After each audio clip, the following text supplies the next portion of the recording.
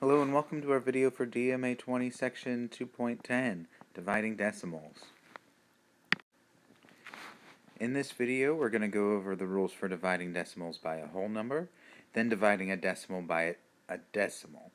Then we'll look at some tricks for dividing by powers of 10, do some order of operations practice, and then lastly look at an application problem. When dividing a whole number by a decimal, here are the steps to complete your problems. First, write the problem in long division form and place a decimal point in the quotient, or the answer, directly above the decimal point that's in the dividend, or that's the number inside the box. So to shorten that up, just bring your decimal straight up to the top to your answer. Then you're going to divide as if you were working with whole numbers, so long division is normal. If necessary, if you run out of numbers to bring down in your dividend, you can add additional zeros by writing them to the right of the last digit, and then continue bringing those zeros down to finish your division. Now let's look at an example of dividing a whole number with a decimal. So we'll start with this example, 19.2 divided by 5. First we'll set this up as a long division problem. So inside the box we'll have 19.2, and we're dividing that by 5.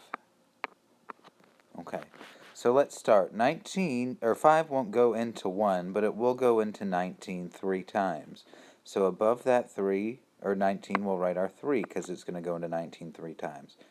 5 times 3 is 15, so we'll write that here and subtract to get 4. Now we're going to bring our decimal straight up into our quotient or answer. And we're going to continue dividing. We'll bring down that next number, 2. And 5 will go into 42 8 times.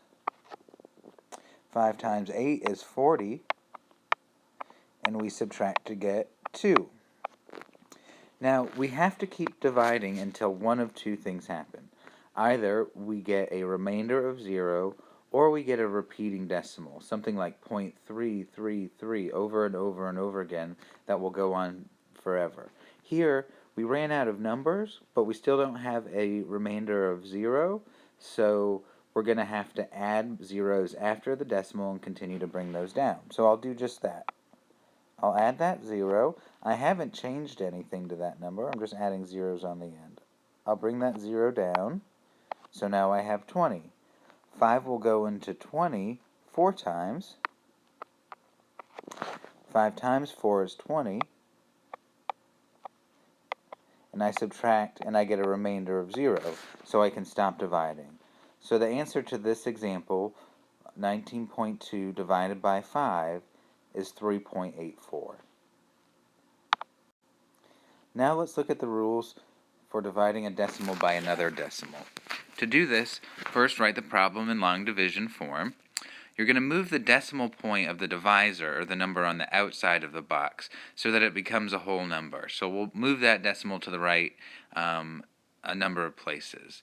Now we're going to move the decimal point in the dividend, or the number inside that box, in the same number of places to the right.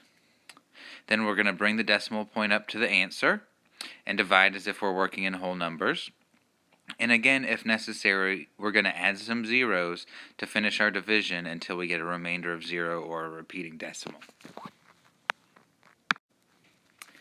Now we'll divide 9.35 by 0.7, and we want to round the quotient to the nearest hundredth. Now remember, when rounding to the hundredths place, we're going to have to take the division out to the thousandths place to get an accurately rounded answer. So let's start by setting this up. The divisor, 0.7, goes on the outside, and we're going to divide that into 9.35. So we're going to start by making our divisor a whole number. So we're going to move that decimal place one place to the right to make that a 7. And we're going to move the decimal inside the same number of places. So we're going to move it to right here, between the 3 and the 5. And now we'll carry on with our division. 7 will go into 9 one time. 1 times 7 is 7. and we subtract to get 2, and then bring down the 3. 7 will go into 23 3 times. That's 21. We'll subtract to get 2. Well, at this point, I'm going to bring my decimal up and then continue bringing down numbers. So now I have 7 into 25. 7 will go into 25 3 times. That's 21. Subtract to get 4. And now I'm going to continue dividing. Remember, I said to the thousandths place, so I'm going to add 2 zeros so I can properly round. Bring down that 0. 7 will go into 40 5 times. That's 35. Subtract to get 5. Bring down that last 0, and I've got 7 into 50. 7 will go into 57 times. That's 49, but I can really stop because all I needed was that 7 up top. So my answer was 13.357. I could have kept dividing further, but I'm going to stop there. And I'm rounding to the hundredths place, which is this place. The 7 is going to make the 5 go up. So my rounded answer is going to be 13.36. Now we're going to look at some tricks when we're dividing decimals by powers of 10. We're going to start with powers of 10 greater than 1. So those would be numbers like 10, 100, 1,000, 10,000, 100,000, etc. A 1 followed by a lot of zeros. So divide by a power of 10, count the number of zeros in the divisor, and move the decimal and the dividend to the same number of places to the left. So let's look at this example. We've got 8.6 divided by 10,000. So our divisor is 10,000, which is a power of 10. And in this power of 10, we have 1, 2, 3, 4 zeros. So we're going to move our decimal and our dividend, 8.6, the same number of spaces to the right. So if we had 8.6 like this, we would move 4 spaces, 1, 2, 3, 4, to the left. And in those empty places, we're going to place zeros. So without doing any long division, we find that our answer is 0.00086. We're able to do that division really quickly with that trick. Now let's do the same thing, but with powers of 10 less than 1. So these would be numbers like 0.1, 0.01, 0.001, etc. We've got a decimal with a string of zeros, and we end with a 1. Those are all powers of 10 less than 1, a tenth, a hundredth, a thousandth, etc. So in this situation, we're going to count the number of decimal places in the divisor and move the decimal and the dividend to the left the same number of places. So in our example, we've got a decimal number divided by a power of 10 less than 1. And now we don't just count the zeros here, we count the total number of decimal places. We have 1, 2 decimal places. So, this should say to the right. I had a little typo there. So we're going to move the decimal and our dividend the same number of places to the right. 1, 2. And so very quickly we get the answer to that division problem.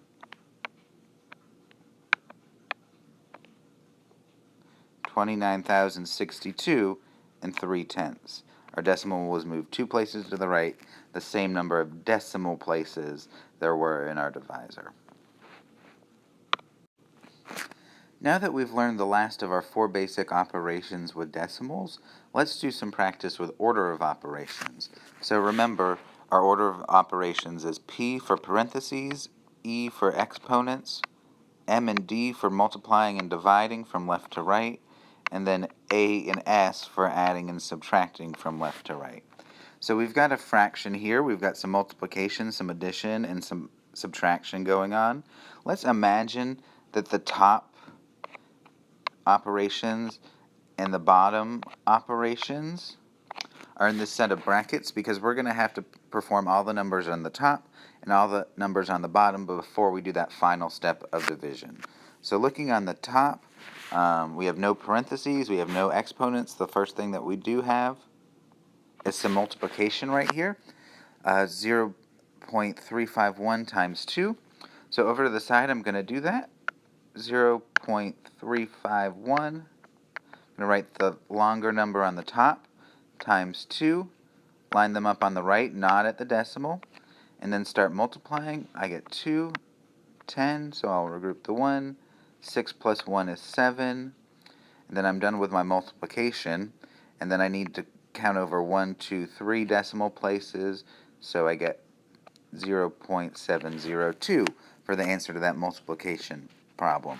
And I'll plug that back in as such.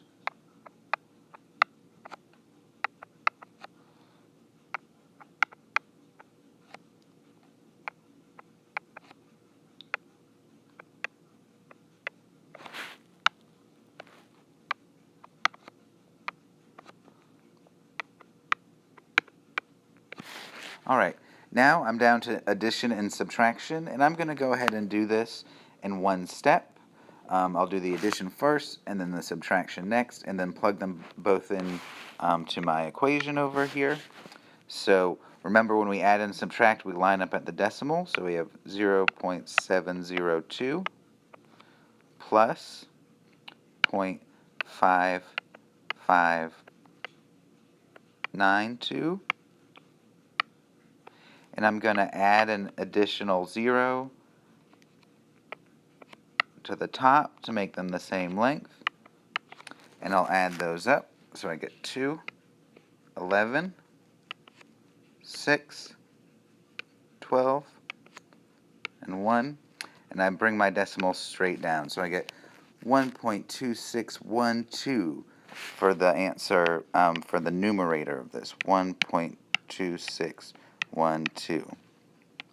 Alright, and now I have to subtract on the bottom here. Now, notice that 0.2 is smaller than 0.6, so what I have is a positive and then subtracting a negative from it. I need to put the 0.06 on top. The signs are different, so I'll subtract and keep the sign of the bigger number. So since the 0.6 was bigger, my answer is going to be negative here. When I subtract, I get 0.4. So I have a negative 0.4 here, and I'm down to a division problem. I've got a positive divided by a negative, so I'm going to put that negative sign in here so I don't forget that my answer is going to be negative. And then let me do some erasing here so I have room to do that division, because that may take a little bit of room.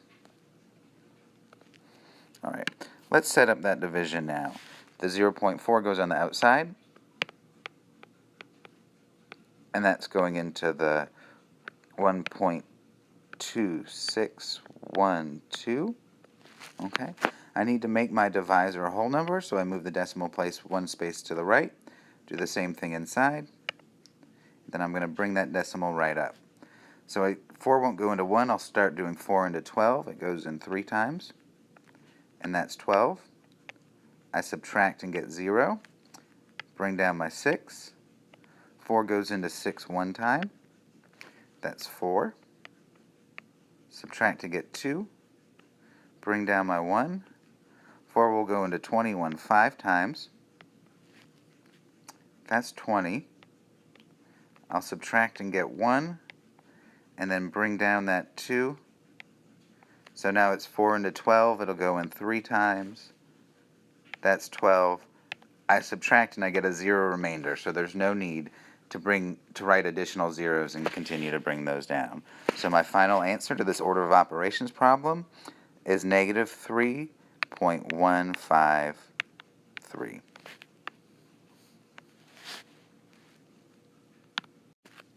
Lastly, we'll look at an application problem. Let's examine this example.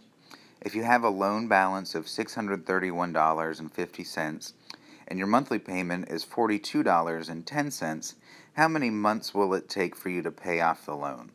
Okay, so we have a balance of $631.50, and if we're making the same payment each month, To figure out how many months we have left, we're going to divide the balance by the amount of the payment, and that'll give us how many payments we have left. So let's set this up, and I'm going to show you a little trick. We don't really need these zeros after the decimal, right? We write them when we're talking about money because we always take the place value out to the hundredths place, but we're going to drop them when we do this example. It's just going to make our numbers a little bit shorter and a little bit easier to work with. So we have 421,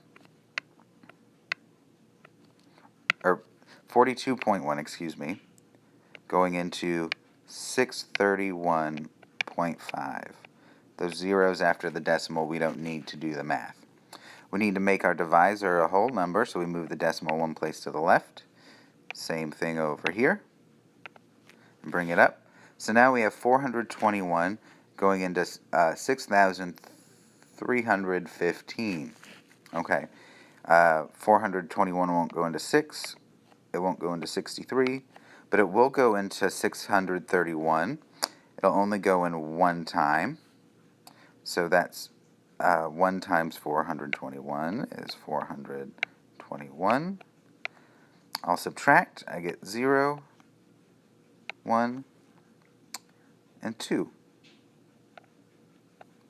And now I need to bring down my 5. So now I have 421 going into 2,105. I notice that this is probably going to go in about 5 times, but let's just check. 421 times 5. 5 times 1 is 5. 5 times 2 is 10. 5 times 4 is 20, plus 1 is 21, so yes, it goes in 5 times exactly. So when I subtract that out, I get a remainder of 0, which I wanted. So my final answer is 15.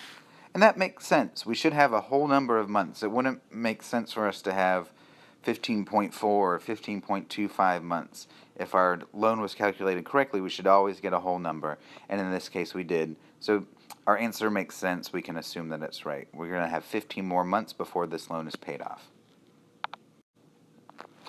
So that wraps it up for section 2.10. In this video, we just covered how to divide a decimal by a whole number, then how to divide a decimal by another decimal, some tricks for dividing by powers of 10, both greater than 1 and less than 1, order of operations practice, and lastly, an application problem. Next up, we'll have a video for section 2.11 where we combine operations with fractions and decimals.